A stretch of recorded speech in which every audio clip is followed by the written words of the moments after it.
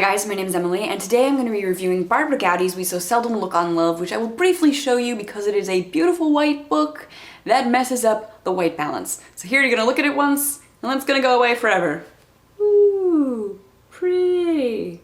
Barbara Gowdy's We So Seldom Look on Love is a beautiful, haunting, disturbing collection of short stories that kind of objectively and very honestly, in a very non-judgmental way, tell a series of really, really weird short stories. I have never been more impressed with a collection of short stories. Normally, when I read short stories, you get a collection and like one or two of the stories is good. And they stand out in your mind and you're like, yes, this is a cool story. And the rest of the stories are kind of duds, or you don't remember them, or they're not really engaging you in the right way. But every single one of these stories just blew me away. They were so good. They are so well written. There's a story of a woman who has a little twin growing out of the front of her. It's her story of how she goes through life with the mother kind of treating her twin like the sister that never was, the child that never was, and almost treating the sister as the more important thing, even though the sister with the head and the brain and the personality is the full functional being. These little legs that are attached to her front and that can kind of kick are what the mother spends most of her time with. And it's the story of this girl trying to find a place for herself in the world and coming to make the decision whether or not to remove the legs. That story, it just, as brilliant as all of them were, that one really stands out in my mind. There are a lot of stories about people with different abilities, different physical appearances, and they're all kind of done in a very non-judgmental way. The final story in this book, Flesh of My Flesh, is actually a really cool story. It is a woman coming to terms with being in a relationship with someone who is transitioning from female to male. And so I guess for years she's been in this relationship with somebody who in her mind has always been male, and it's not until they get married and they go to have the sex that she's like, wait a minute, you don't have a penis. How did I miss that? What does this mean?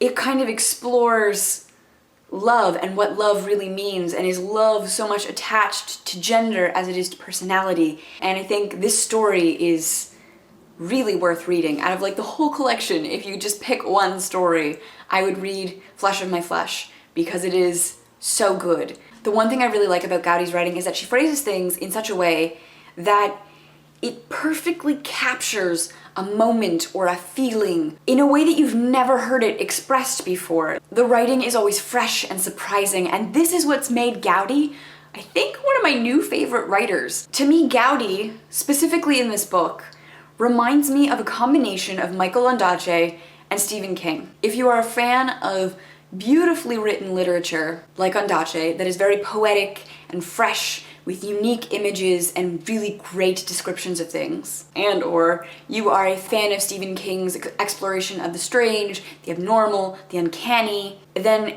those two are very nicely merged in Barbara Gowdy's work. Specifically this one. I've only read two of her works. I did review Falling Angels earlier this year, and that's what first kind of turned me on to Gowdy, and I am now determined to read everything because I love her work. I love her writing. And I would highly, highly recommend that if you like really beautiful writing and or you like Stephen King, you check her out because I feel like there is something here for both of you. Gowdy really comes at these strange stories and strange characters and strange points of view with very fresh eyes. She puts herself so easily into the shoes of a necrophiliac, and you don't feel like Gowdy is judging as a writer. It's just how it is. And that is beautiful. And this book is amazing. 5 out of 5 stars. Loved it. Would highly recommend it. If you've read We So Seldom Look on Love, I would love to hear your thoughts in the comments below. Do you have a favorite short story from it? If you haven't read this story and I have inspired you to read it, let me know in the comments below. As usual, you can find me in other places on my social medias, links for which will be in the description box below. I've recently got Tumblr, so if you want to check me out on Tumblr, I'm there too now. Thank you so much for watching, and I will see you soon. Bye.